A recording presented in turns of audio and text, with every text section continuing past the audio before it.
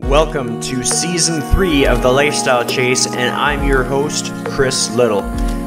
This podcast features high performers who have found a way to live their best life while balancing their health, wellness, friends, and family. To help this podcast grow, please share it on social media, rate 5 stars, tell your friends, and check out the past 140 episodes and counting.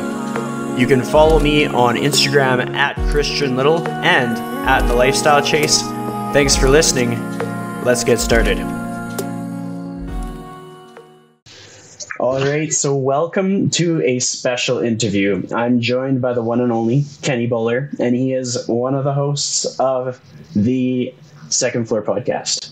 So I'm a big fan of your work. I just want to give my audience a little introduction to you. So this is going to be mostly posted on social media. We're also going to post it on the Lifestyle Chase as some special additional content. But if you're introducing yourself, how would you introduce yourself at a party? It's a good question, Chris. It's a really good question. First of all, I'd like to thank you for having me on. This is fantastic. I love the work that you do, and I truly believe as a health professional yourself, you're definitely, in my eyes, one of the pioneers in and around Edmonton who is leading from the front. So I appreciate you, Chris. On my end, wow, at a party, that's a good one. It allows it to be a little bit more informal, right? As opposed to feeling like you have the suit and tie on. At a party, you know what? I just tell people that, you know, without like trying to like shove my like title of work I do on them, I would just simply try and go off of like who I am as a person. That's something my friends and I always have interesting debates about. And I would just simply say, you know, like, my name's Kenny, and I'm an energetic, outgoing, optimistic guy. I love fitness. That's something that is a big part of my life, and I like to say that I enjoy sweating every day. Mentally, physically, it's something that allows me to be who I am, and it's something that allows me to have a little bit less of these, as I have an imaginary Corona Extra in my hand. So yeah, just, you know, short and sweet, more so on the personality, more so on the forefront of who I am and not what I do. Now, if that is of any interest for any of your audience members, you know, when it does come to that energy and that positivity and that optimism I bring, that's what I shine to light on the podcast, right? So with Second Floor, that is where, Chris, I have health-driven conversations with industry professionals to pretty much bring to light health strategies, bring to light tips and tricks on just how to optimize your health physically, spiritually, and mentally. And that's something that we've introduced in Season 2, on top of talking to business leaders and entrepreneurs who also share tips and tricks to pretty much optimize their life beyond the 9 to 5. And other than that, of course, something we both share is I'm a personal trainer, and I focus on martial arts and strength and conditioning. I love that intro. You took the deep dive to go thorough with like your why as to why you are the way you are, things that you're passionate about.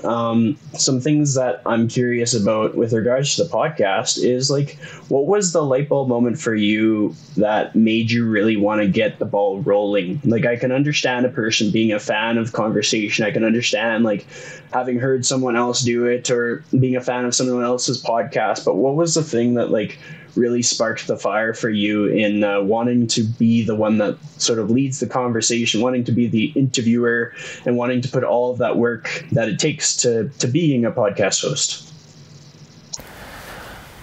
For me, Chris, I genuinely find that I'm a very curious person.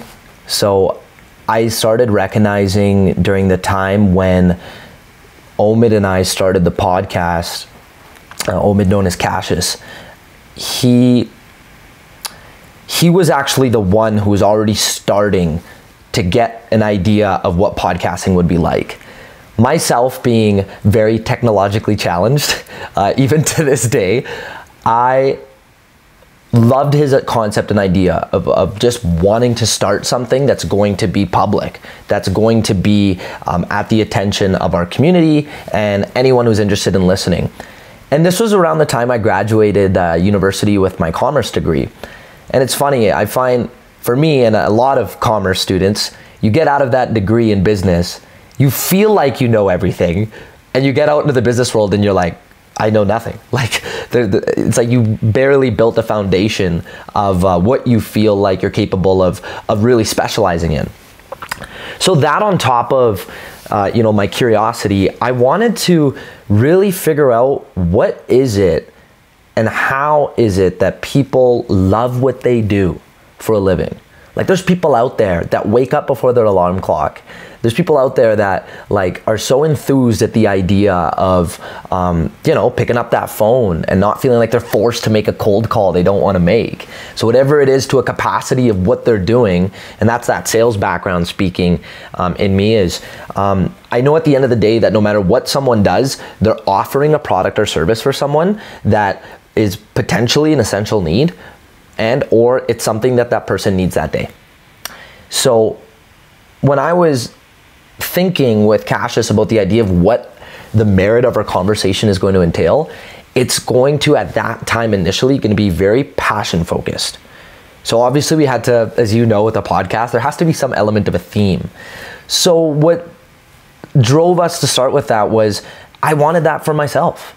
I genuinely, like, questions I ask Chris are questions that I'm curious about. And I had challenges in the beginning of thinking like, who's my audience? Like, what does that person look and feel like? I looked in the mirror and I'm like, dude, it's you. It's the recent grads, it's the aspiring entrepreneurs, it's the people who clock out at 5 o'clock in their job and they still feel hungry. And a lot of that, it was just certain personas I matched, and I recognized that I was on my journey in pursuit to figure out my passion through the conversations I had and surrounding myself around people. And what an amazing way to like build a community and build connection around people who you can now say are in your circle. They always say you're a product of your own environment, and I really got to see that through in the fruition of Second Floor. Well, I mean, that's such a good answer because, like, I have to say I've followed your podcast journey probably since the early stages. I know that when I started the lifestyle chase, I started to get curious. I was like, I wonder what other podcasts are out there. And like your guys' show was one of the ones that popped up because it's just like there's so much crossover. Like Edmonton is a big city, but at the same time, it's a very small city. And so we've interviewed some of the same people. And so like when I interview somebody, it is my due diligence to listen to the other interviews that they've been on. And then I always understand that I have like room to improve. So I was like, I wonder how they interview people. And it's like you always learn something from other people's interview styles. Like you learn to ask better questions. And so as I would listen to episodes of yours, I would be like, oh, he's totally like forging his path towards his passion. And I was like, that's exactly what I do podcasts for. Like I answer my own questions. Like if something is on my mind, then I seek out the person that seems to be figuring it out, and I kind of pick their brain, and it changes the trajectory of our lives. Like it's a huge personal development tool to interview all these people. And when you speak of like product of who you're surrounded by, I completely agree. Like it's beautiful how we almost like form like a family of sorts, and all of these people that have shared their stories with us and impacted our lives in a very real way.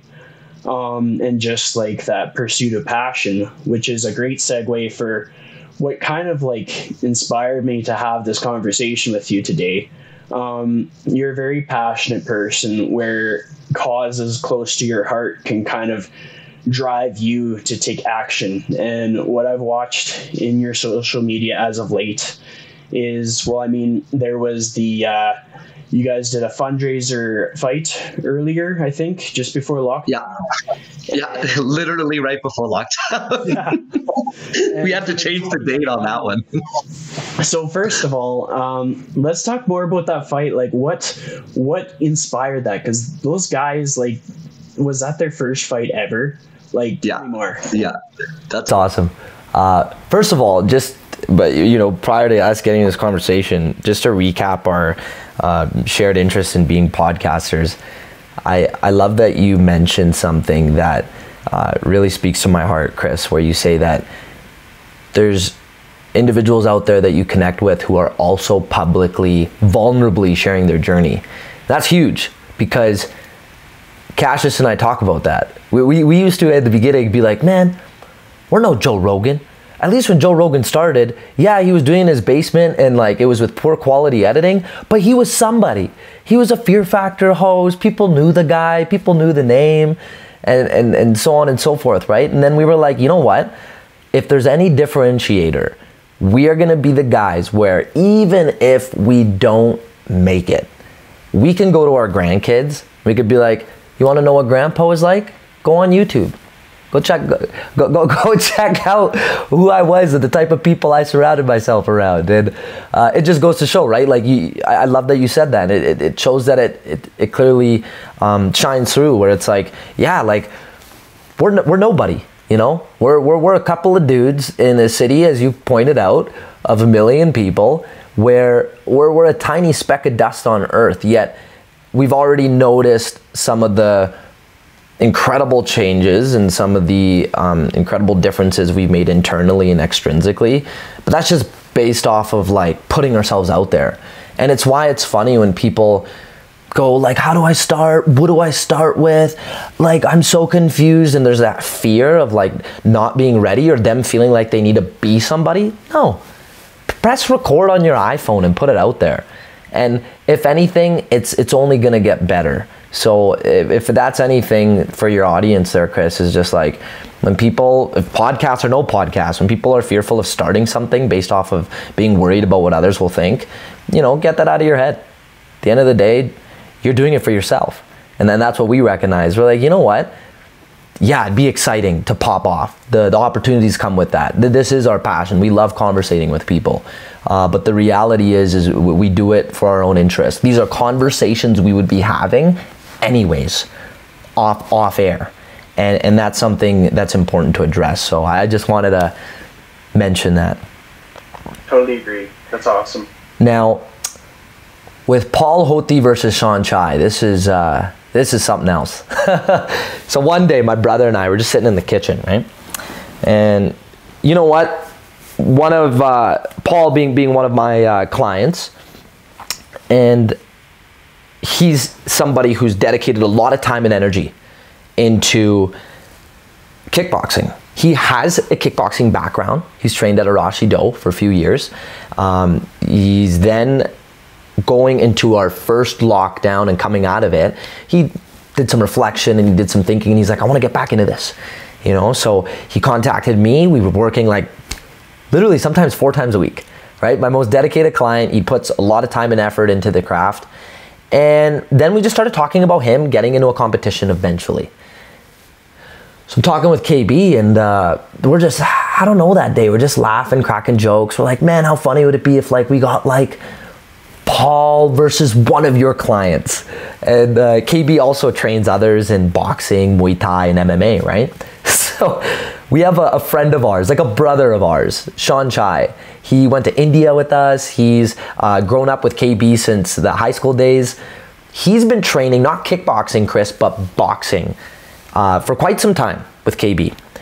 Just started to dabble with the idea of sparring, just getting with other guys, getting in there, getting comfortable.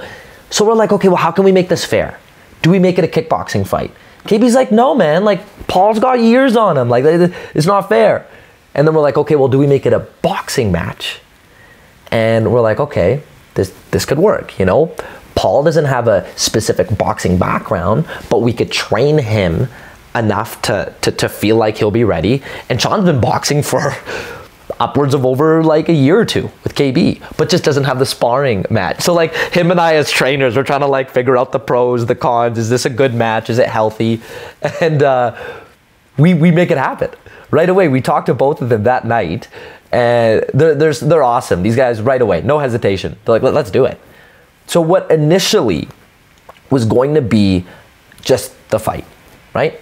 We're just going to make this safe, healthy. We're going to include all our friends who have experience in reffing, in coaching, in judging. Like we had this all set up. And then this happened here with India, where farmers, over 250 million, are protesting for their rights. And I just figured that, you know what? There is going to be some demand for people wanting to watch this fight. Now, last thing I want to do is charge people. You know, regardless, it's going to be free. We're going to put it out there. However, I felt, you know, that inner marketing strategist in me went, let's tie in a fundraiser with this event. And what originally was going to be dated a time that ended up being in the second lockdown, we had to push it back an entire like week to 10 days.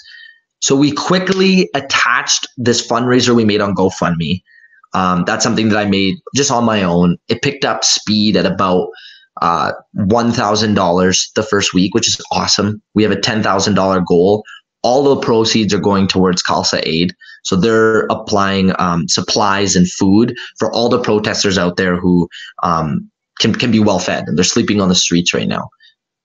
Besides that, when we attached the fundraiser, and this is why I want to mention this, to the fight, we had, Chris, over 100 people on the Zoom call.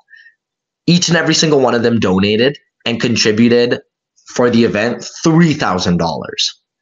So we are now at that point, $4,000 towards providing food and supplies for farmers in India. And that's just based off the hype over people wanting to see Paul and Sean Chai scrap in a 10-round expedition boxing match. And it was, you felt it, man. Like, it was like two guys who are fighting for a damn good cause and who want to get some fight experience. There's no bad blood. Like, they've sparred each other before and come into encounters through like group training we've done in the past. And at the end of the day, man, I'm so glad, knock on wood, no one got hurt. And it was like a win-win-win all around. Well, I mean, that's awesome. And just to understand, like, because I was looking at it and I was like, these guys, like, this is new. This is a new experience for them. And I was just like trying to understand like what it would be like to be in that position, like the nerves that you'd have, like building up to that, like everything that you'd be thinking about before like this exhibition fight. But to take kind of like a sidebar here, there's going to be a lot of people that don't know about like what is happening in India. And so for that purpose, if you could kind of provide some further insight so people can really understand like what the cause is, what it's all about, and truly like how this charity will provide like a good, just a good, beacon of hope, I guess, just in this trying time when it's just hard to understand how there can possibly be positive with everything going on in the world, like with everything that's happened and with all of the struggles that we have like internationally. Like, what I find most interesting is the more conversations you have, the more you realize like how much each of us can make an impact. And even like this conversation here, just by like having the conversation and teaching each other like what is going on, that can provide an impact. Because like you talked about how you guys set up the fight and all of these participants watching on the Zoom call, like then all of a sudden they were almost like propelled to move the needle, like to change things. So in us having this conversation, we're moving the needle again. So with that being said, whatever insight that you have that you can like share with me to kind of help me understand more and perhaps my audience as well, I'm all ears. I'm ready. Absolutely, Chris. Yeah, and I really appreciate that about you. And you know, for you to allow me to, to a degree, educate others and create more awareness on what's happening is, it is certainly a blessing, and it also certainly is very serious to just kind of put ourselves for a sec in the shoes of farmers in India. And you made a good point with global awareness. This is something that, yes, it really can affect a lot of people internationally. That's those who have, you know, immigrated to Canada, the UK, across the world outside of India, who still have family members in India who are suffering through this, who also still go back to India and ensure that their farmland is well kept, and ensure that they potentially could sell it or could still have it functional while they're away or still there. But most importantly, besides it affecting others internationally, it really is affecting the farmers there right now who are protesting. And I just want to start off by quoting one of the farmers, Chris, just to provide some context and severity around this issue. I was listening to one of the media interviews on YouTube. I believe this one was by Vice, and the interviewer just is going around talking to some of the farmers who have been there for weeks on end, sleeping underneath their trucks at the border of New Delhi, where they're demanding a conversation and changes to the 3 new laws that have been in place that pretty much screw them over and are going to take majority of the small farmers brushed away on the side until big corporate giants come in and replace their jobs. Like that's spark notes of what's really going on, and we can get in the detail of what that looks like. This is what he said. He said, "We would rather die by their bullets right here on the border, the government's bullets, law enforcement's bullets, than die a slow death from the repercussions of the laws that have been put in place." Well, when I heard that gave me goosebumps. And if we start off with why this is so like important and hits so close to home for me is, Chris, my grandparents on both sides of my family are and were farmers. Like, that's how we brought our bread home. That's how my parents got to see more of our culture and heritage coming into fruition. I mean, without getting into too much religious or cultural indications, it's like for us, we're Jat, and like being Punjabi from the Jat, you know, caste is Jats are farmers. Like that's something we're prideful of. You know, like that's how we look at, you know, when we feed others and we talk about, you know, langar and open kitchen, it's come in, come all, you know, like let's feed everyone, because we come from a background where every single day we're on our 2 feet growing our crops and our wheats and our rice and our corn, and we have the ability to do so where we can feed others who want to be fed. Now, the thing is, for me, when I thought about this going on in India, I just had to like almost put myself in history and be like, well, what if this was happening to my grandparents when they were in India, and laws came into place where they potentially are not going to be able to continue farming and continue to make ends meet the way they've known how to for years. And I recognize that, well, for starters, I probably wouldn't even be alive at all. Secondly, I would not have the opportunity of being in Canada. And that's why it hits so close to home for so many people internationally, Chris, because from the safe protesting happening around the world, and from a lot of Punjabis and Indians being public about this, they recognize like this is a big deal. So with that being said, I mean, that goes to show, well, okay, well, if it's that serious, what changed? And why are farmers out there, you know, 250 million of them across 3 different borders in Delhi, demanding answers and change from the government of India? what happened was, it's simply, unfortunately, dictatorship of how these laws changed. It should not be. Normally, in this case, if India is going to make change laws, they would talk to the cabinet, they would talk amongst the people and be like, okay, should we make this change? Even prior to this, Chris, farmers were already really upset with the amount of money they're making, with how much less production they have, with just a lot of things were going on for them to feel scrutinized. So it's like right now taking a parliamentary democracy and shoving a knife through it. Because the India government decided to, during the lockdown, it was kind of in and around that time, to just sneak these 3 laws into place. And they felt like no one would notice. Well, farmers did across all of India. And when you look at the farming industry, it takes up roughly about 60% of workers in India. So this is a big deal. There are several million farmers in India who rely on the agricultural industry to make ends meet. Some of them in certain areas of India make a great amount of money, right? Like they're well off. And majority of others, Chris, the small farmers who are really getting screwed over here, they're only making upwards sometimes of like 20,000 rupees in a year. And that is pennies. That is like nothing. So what are these 3 laws? Okay, I'm just gonna say them. There's going to be a little bit of detail I can share, but I encourage, you know, yourself or your audience with the links I'll send you to go more in detail with them.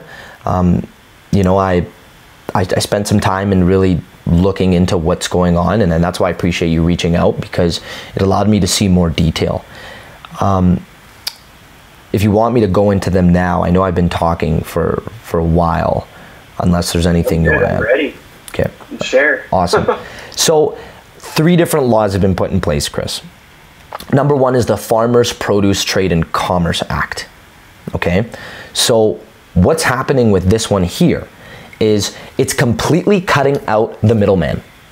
So the middleman is from something called APMC.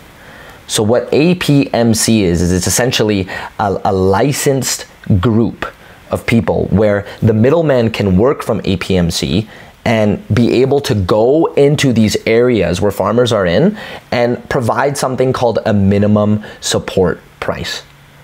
So that is essentially something where when farmers are growing all of this produce and they now want to be able to sell it off to their given area, if they don't happen to sell those goods, they can rely on the minimum support price. And that's from that licensed middleman who's coming in and being like, listen, we got to sell these. You got to make sure you make your bread, and we got to make sure this goes into the right hands. Here's the guaranteed price I will buy it off you for. Okay, perfect. Farmer goes, thank you. Don't want these to go to waste. Also want to make sure that I can take some money home from the work that I put into this. Great exchange. That is something that's a part of the Mandi system. So the Mandi system it's essentially, it assumes the contours of a catch-all marketplace where anything is bought and sold. Through this first act, it is very unclear of knowing if the minimum support price is still going to exist. The reality is it's not. It's going to eventually be diminished. And through the other acts, here's the reason why. I do want to say that APMC, by the way, means Agricultural Produce Marketing Committee. That is where there's the licensed middlemen working under that position to go out into these sectors of farmlands and farmers and provide that safe exchange.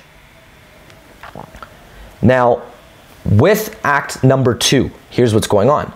Act number 2, this new law, is Farmers Agreement on Price Assurance and Farmer Services Act. So what is happening with this is farmers want the minimum support price for the private deals. Now they're not getting that anymore. So what's happening with this is essentially,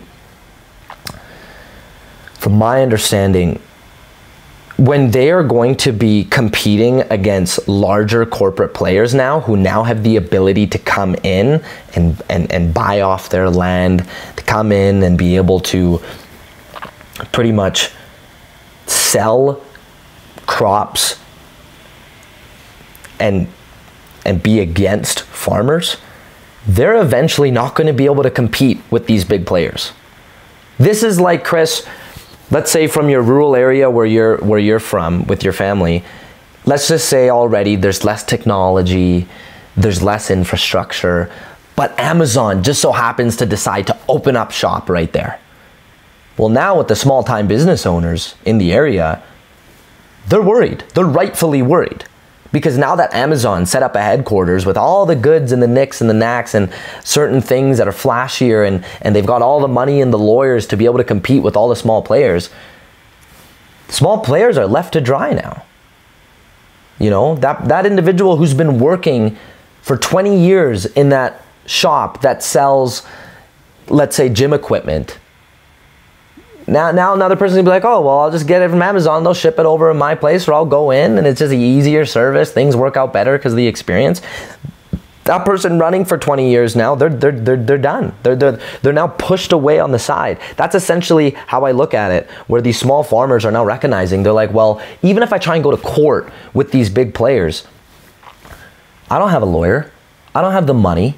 And even if I do, I'm going to spend all this money and time into something that I know I'm not going to win. So through this act, they've actually found a way to not go to the central government, which is pretty much their federal government, and dispute this case. So the government's pretty much being like, you guys just kind of figured out on your own in your own place of land where this is happening. Now, the third law here is a very important one because it talks about space. Is the Essential Commodities Act. So what this one is it essentially is cutting out the middleman, and it's also allowing individuals, it's from this act or one of the ones I mentioned, to be able to sell your produce outside of your state, outside of your area. And that's the thing, Chris, I want to be very clear here. Even when I read these laws first, it sounds like it makes sense. It sounds like, oh, we're going into a free market where you're going to be able to sell your goods anywhere. Okay, well, for a big company, a big grocery store, it's as easy as hauling their big truck, finding their inventory manager, storing all of their goods and being like, all right, guys, go. Sell here, sell there, let's make this happen. Let's open up stores, let's go big. Well, now a small farmer who could barely afford a tractor is now being told, oh, don't worry. I mean, now we're gonna let you sell your goods anywhere and everywhere. Well, with what? They don't have the big truck. They don't have the utilities or the capability of being able to store all of their goods that's just gonna go to waste the next day to try and find who's gonna buy them. And this is now with no middleman. Sorry, middleman's gone. This is now with competing big corporate giant grocery stores in and around areas where now the farmers left to realize that every single one of them protesting, they're like, these laws are eventually, not right away, but very slowly going to push us right off to the side where we're now incapable of being able to do what we've known as a living for years, for generations, you know? And that is sort of in a nutshell what's going on. And let's just be clear here, Chris, and I know we said this off air, I'm no expert as far as like everything that's going on, and I did spend some time in really figuring out what's happening and giving you the spark notes. There is so much more to this than meets the eye, and there's so much going on there where I encourage others who, you know, have any loved ones or have an interest in like hearing about what's going on with farmers to just even take 30 minutes out of your day to just see what's going on. And, you know, I spent the 3 hours and I spend on a daily basis just seeing, you know, some of the things, because it's a wake-up call. You kind of realize how much more privileged you are here when you hear that your ancestors, and like my uncle's a farmer right now in India, and I know this, like, this hits home. This takes people's livelihood from a place of, okay, we're doing what we're doing. It already sucks. They already had certain things they had to deal with, to now we potentially probably can't feed our kids. And that's based off of these big companies coming in, taking over some of their land. They're more knowledgeable, they have more education. Yet farmers, on the other hand, due to less infrastructure, less technology, and eventually not much hope left, they're left on the wayside. Well, I mean, that was really powerful. And I think I don't have to think too hard to find where a person would find value in like looking into this. And especially with the example you made with Amazon, because we can make that example in just about any area of Canada. And I'll expand on it a bit further. So like right now at the point of this recording, we're in our lockdown in Alberta. And when I think about like the farmers, I bring it back to Canada and I'm thinking about, okay, like let's think about the essential businesses that we have and what's open, like what's allowed to be open, and what has seen record profits this year and what has gone out of business. Because truth be told, there are independent grocery stores that are not seeing record profits. And so I think to be informed and to have these conversations and to get people inspiring the need and desire to ask better questions and to research and to learn and to have conversations and to kind of like put yourself in the shoes of other people. Because I think whether it be, we talked about how having these conversations make us like help us to grow as people, make us better people, but it also prepares us for the life ahead of us. Like the year that we've had, both of us being in the fitness industry, how it's kind of kicked our ass and kind of challenged us, tested us in many, many ways. I always bring it back to the fact that like this is not the first time that these challenges are going to face us. Like we're probably going to encounter these separately, spread out over the course of 5 years, maybe not in just 1 year. But we're going to encounter like business struggle. We're going to encounter times when we need to be the leader that we want to see, or when we need to have conversations to get past our obstacles, and when we need to have our circle. Like I'm a big promoter of like having a diverse selection of people in your circle. Like in the conversations that you have conversations with people that you totally relate to on every single level. Like you and I, we relate on a fitness level. But when we're able to find ways to connect in things that make us different, then we're moving forward, we're moving ahead, and we're learning to grow. And it's going to make us more resilient for that reason. And so I'm so grateful that you're able to kind of give me this insight, because I had an understanding, but I have a much greater understanding now. And like, I'm able to connect it to things that are relevant to my life. Like I'm able to connect it to the fact that like there is a lot that we think is normal. And then it's like, the more we understand, the more we realize, well, it's important to be a well-informed individual. And it's important to always sharpen your pencil in life, kind of thing. Like always learn more, and always like ask the question of like, am I getting all the opportunities that I should? Are things fair? All these different things. Or like, I'm not one to be skeptical of all things, but I am one to be someone that's like, how much more can I learn in this area? Like kind of like getting out of your echo chamber. Like we know what our normal is, but then it's always good to find new sources to be like, okay, now I have a greater depth of understanding, or okay, now my lens is a lot wider. Because if we're only focused on the things that are like within our day to day, then we're missing out on so much like opportunities for growth, opportunities to get a more fulfilling life. Like I found you talked about the circle of influence again, and I found like my quality of life has improved based on the people that have been introduced to me through being a podcast host and through being a trainer. And the more I understand about those people and what makes them tick and like what impacts their life and like what their aunts and uncles do, what their parents do, like the more I really lean into that, the more fulfilled I feel. And so I'm hoping that this conversation of ours kind of reminds people that no matter what's going on in the world, I think it's an important habit to take the time to lean into other people's experiences and to ask more questions, to get a greater understanding, not only to support your fellow human, to support people through what they're going through. Like if something is affecting you and I'm like, hey man, I support you. Well, if something affects you, then it needs to affect me as well, or else my words are empty. And like me saying I support you, well, I'm not supporting you unless I'm taking the time to like understand like what is it that hits close to home for you. Because if it hits close to home for you, it should hit close to home for me. Because like we are living in the same city, we're in the same industry, we have a lot of common interests, we're both passionate about conversation. That's more connecting pieces than a lot of people have. So yeah, to like tie that up, like thank you so much for taking the time to give me insights and to share a bit of your story.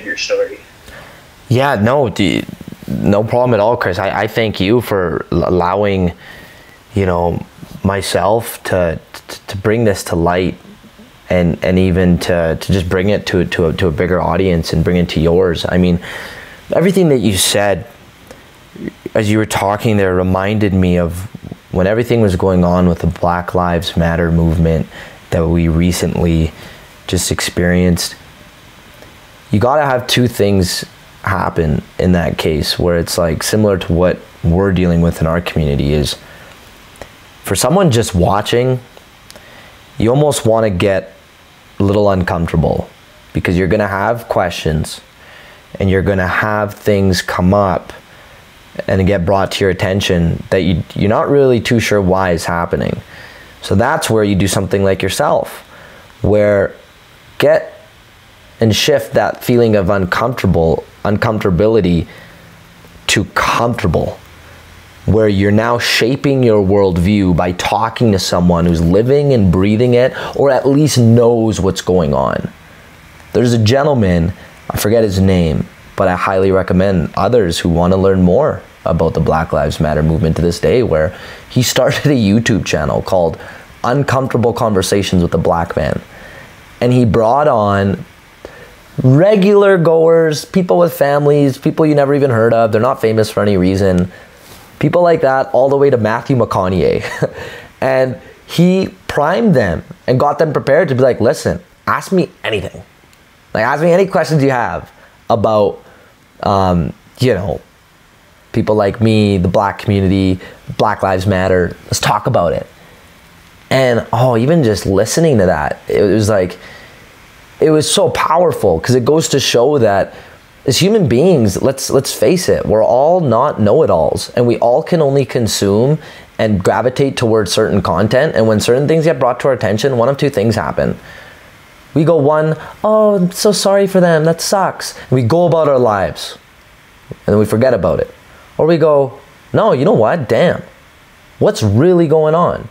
You take the Chris Little approach. You go, I'm gonna put this person on my podcast and let's talk about it. And you're not only giving that chance for you to learn, but you're also getting others to listen in. And that's very beautiful that you're a part of that process and you think the same way, man. Well, yeah, and I've definitely watched those videos, Uncomfortable Conversations with a Black Man, and it was like, the way I see that is it's kind of like a proxy into that discovery process. Like, you and I only have so much time where we can do the interviewing. So when we're able to seek out the resources where somebody else has done the interviewing, like, that's a big part as to why I listen to your podcast. Like, I haven't listened to every episode, but I've definitely listened to more than 30. And that's awesome. It helps me learn. It's like you guys are doing the groundwork for me, and I'm totally invested. I'm like, they're gonna help me learn. Like, it's awesome. Not always the same questions that I would ask, but it's totally like supporting my personal growth. And I know that I'm sure there's people who like seek out all kinds of different podcasts, but for me, it's just so much more fun to do that with like hosts that I know that I'm going to meet, people that I'm sure I'm going to collaborate with. Like, I'm always thinking of like, imagine what if we just got together and just did like a collaborative effort. like someone that each of us have interviewed, and then we just circle back and we both interview them at the same time. And Yeah. maybe that's wishful thinking, but it's just like, it's an idea that has been on my mind. And like, now that I've got it out in the open, perhaps we'll follow through with that one day. Yeah, no, absolutely, man. I'm really glad you said that. And I want to be clear in saying this, where I've shifted my mindset recently, and just even through conversations I've had where, you know, collaboration over competition, right? I mean, what if one day Samsung and Apple teamed up and made a phone? Wouldn't that be the next go-to phone that can make you fly, or the next go-to phone that offers, you know, next level capabilities? And, you know, I find we get a little concerned with the idea of looking at others like, oh no, they're our competition. It's like, well, no, they're in the same space as us, wanting the same thing for their audience. And no, I agree with you, man. I think that'd be a pretty cool idea that off air we could talk about. And in reality, when you have the opportunity to listen to others in the same space as you, yeah, to your point, you learn a thing or two, right? You pick apart other things like interview styles, and you know, you look at, you know, where they're mapping out the conversation, and that goes without saying, man. Like, I remember you said earlier how like you will look into if there are any previous interviews of a guest and you want to see what that was like. I've started to dabble with the same idea, where sometimes I'm like, okay, maybe I'll listen to a little bit, because a part of me wants to continue that conversation and extend it with certain questions that maybe that other interviewer didn't ask. But on the other end, it's like, sometimes I'm like, well, I'm not going to, because I want everything to come out as a surprise. You know, like I want to actually genuinely be like surprised at what I'm hearing. I don't want it to already know it. It's like, you're excited about a movie, don't watch the trailer. Don't watch it, you know, just go watch the movie. The movie's gonna turn out better without any spoilers. So to be honest, I still dabble with the idea sometimes, depending on the guest and depending on the content, with like, do I go all the way in? But I do see the value in watching a little bit, because there's certain conversational pieces that you could extend, and it shows you did your homework. You know, it shows that you genuinely are curious to see what else was said about the person. Well, I mean, you made me think of a good analogy, and I'm a person that uses a lot of analogies. So I look at it this way. The more we are open to like collaborative effort, and the more we're open to like widening our lens and getting out of our bias and all that stuff, it's kind of like running around the world collecting hugs. A lot of people like hugs, and the more hugs you get, the better you feel. And Totally. not every hug is going to generate income. Not every hug is going to make a bigger house, but you're going to feel better. And life is short. And so if you're going to do something, you might as well collect things that make you feel good. And that's, I guess, my outlook on life. It's just like, that's why I am the way I am. That's why I do the heartfelt post sometimes. And that's why we're having our conversation today. Because like the way I see it, when we're combining forces, combining efforts, and just like letting our brain waves go back and forth, that is like a warm hug in the most bro way that I can think of. Absolutely, man. I'm sending my virtual hug vibes your way right now. Oh yeah, it feels good, man. Yeah. No, but I agree, man. I mean, yeah, you're talking to a social butterfly who craves human connection, man, and who is always trying to find ways to connect and conversate with people, even given our circumstances here in our pandemic and our lockdown situation. But luckily, man, right? Like, fortunately, again, optimistically, let's look at it this way. We have laptops, we have Google Meets, we have Zoom, we have ways where we can still connect with others. And that's just, again, a little bit of a reminder to recognize that not everyone has that. And not everyone, you know, even has a healthy roof over their head. And what I mean by healthy is like a good amount of space in your home, or just an area in which you're living in where you feel like you can be secluded in that space for so long. And again, that's like the untold truths of what's going on. For some people, they don't feel like they have a home. They have a house. They have a bed to sleep in, and their house is the last place they want to be. And just, again, recognizing that, right? I know we talked earlier on air where but before we went on air, where it's like, there's some people in this situation, man, who like, yeah, they live alone. And I have a special place in my heart for those people, because the reality is it just sucks more in a lockdown when you live by yourself, because you have less ability now to see more people in person, you know, and that's something, it's crazy as we see it with what's happening in the world. We're willing to risk our lives for the sake of human connection. But it just goes to show, as human beings, we operate that way. You know, we get ideas that way. We sit down with others, similar to your point here. I had someone I respect a lot in the community say this. They were saying that, you know, the reality is with virtual meetings, it's almost like they're shorter, right? They're more like, hey guys, we're gonna hit this and this and this, let's get it done, and away we go. But when you talk about idea generation, you know, there's something about meeting someone for coffee. There's something about, hey, you know what? Meeting will be an hour. We might be done in 20 minutes, but let's say the hour. Let's explore. And ideas come into play, right? Like even to this conversation, like a potential collab, you know, things that have come to mind, the Black Lives Matter movement, certain things that just through talking about it, we find ways to relate to other things, and beautiful ideas can come into fruition. So, you know, whether it's on Zoom or in person, man, the biggest thing I encourage others to do is connect with people, right? Go on Instagram, reach out to someone, be like, hey, let's have a conversation about this. Now, that's my intention. At least go in with an intention. You know, otherwise people are gonna be like, why? What are you doing? What do you want to talk about? Because let's face it, a lot of people want to be curious to see why you're meeting with them. And if you at least set the pace with an intention, man, like I said, every human being, I feel like you'd be a liar if you say you don't want to connect, or at least, you know, talk about something that both you and a person can mutually understand and benefit from. Absolutely. And with that, I will draw our conversation today to a close. Do you have any parting words for my audience? Totally, man. I mean, I feel like, Chris, if I could just leave it on this note, as far as like, if anyone who listened to this, you know, got any sort of like, you could say, like if it hit close to home for anyone, or if you feel like you want to make any sort of impact or difference for farmers in India, I just want to let everyone know that the fundraiser is still running. We have a goal of $10,000 on my GoFundMe.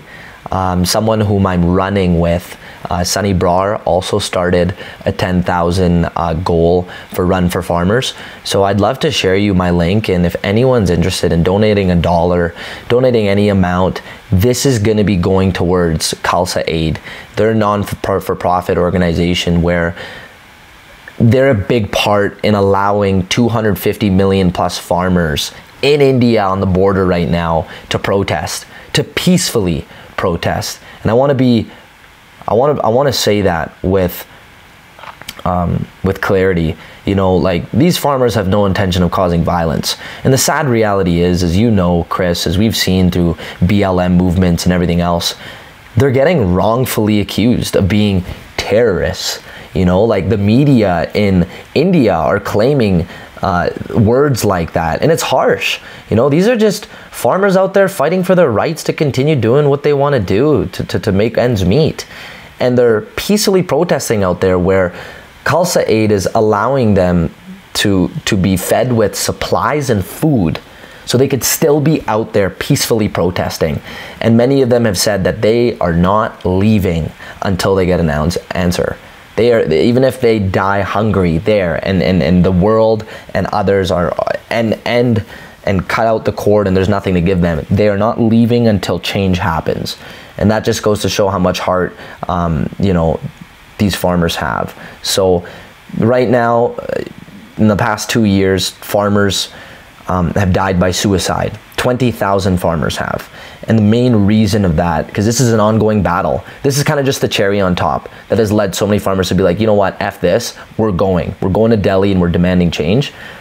20,000 suicides, that's roughly surmounting about 36% of deaths. That's not accounting other deaths that have happened to farmers.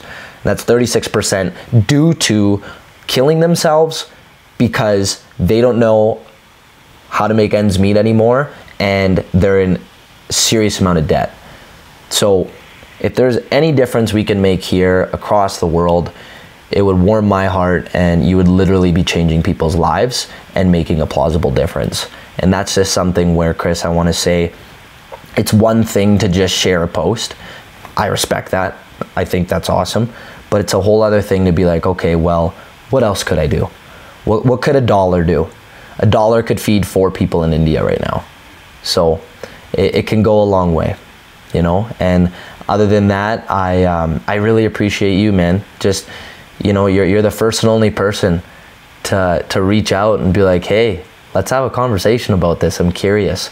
And to do it publicly on air, it warms my heart, and it shows that you not only care, but you also are genuinely interested in hearing people's worldviews and bringing it back to that, just to make the world feel like a smaller place than it already is, and for us to feel like, you know, we're all human. We're all out here struggling with our own battles, and some things get drawn out with more attention than other things, and this is just something where if we can show people what's going on, we can feel like we're all on the same page and out there to support one another. Absolutely. We got to have each other's back in this crazy world. Totally, man. 100%. And for you, my man, I have a question for you. Where is the lifestyle chase headed in 5 years? Where do you want it to head? Let's manifest this shit right now. I love that question. So, like, for me, I've got a background with so many different like jobs and like life experiences and stuff. So I always take like a realistic, sustainable approach. And one of my most like wholesome goals for myself and for the podcast, and you can like draw that out into like, what would I have to achieve in order to make this happen? But like, the goal is, so I've probably interviewed over 150 different people on the show. Some of them I brought back. Some episodes I've had more than one people on the show. So that's how the numbers have gotten to be so high. And I think about like how I genuinely feel better, like being in the presence of these people, like having these people take up time in my life. Like there's been a lot of like episodes that have led to friendships or led to like epiphanies that have like changed my career, changed my life. And I want to be in a position where I can visit these people. Like I don't need to visit them in a Lambo. I just want to be able to go spend some time with them. Like I've had some of my podcast guests send me home with food for my in-person interviews. I've had some of my podcast guests like send me like a hat or a shirt. And it's not that it's like, I've never set that expectation on people where it's like, oh, you want to be on my show? You gotta pay up. It's yeah. It just makes me feel so like valued, like from a very like personal standpoint. It makes me feel like my conversations matter. And I just want to fill my cup. Like I just want to be able to visit people. And from like a business standpoint, that would mean that my audience would have to grow a certain degree. It would mean that maybe I would have to find like a partnership that funds my podcast. Because at this point, it's self-funded. It's just something I'm passionate about that I want to grow. And it could mean that it just like leads to future opportunities where like I talk to a person, they see something in me where they want to afford me the ability to be able to visit people, however that looks like. But that is it. It's just a very like wholesome goal where I just want to go and work out with people that I've interviewed and like have a meal with them and have them show me around like where they live and teach me what makes them who they are, so I can really understand to a greater detail like who I've talked to and like what makes them who they are, because I think that makes life so much more enjoyable. I love that answer, man. That's awesome. You're building a village, you know, you're building an entire community, and that's what it's all about, man. You certainly, as authentic as you come off on and off air, man, you're a magnet, you know, and I think that's a beautiful part about why it's so easy for you to do what you do. And man, to be honest, let's face it, being a podcast host, not everyone can do it. You know, like that takes some serious balls to be able to just know that at any point in time, someone can ask you something, or they could give you an answer you didn't want to hear, or you might reach points where it's happened where you're like, okay, where do I take this conversation now? And, just your ability in being able to lead a conversation, but then be genuine through the process and create the friendships along the way. Something I always like to say that I'll say to you, man, and this is something I catch myself saying more with guests outside of town, for this reason, is I always like to say, like, you've got a friend in me, and for anyone who ever is in Edmonton or is ever wanting to come to this area, I also encourage them. I'm like, reach out to me. And then they naturally say the same thing back. But it goes to show, man, I love that. And I'm always genuinely curious to kind of see where people are planning or why or how they're doing things. So it's great to get that background knowledge on your end.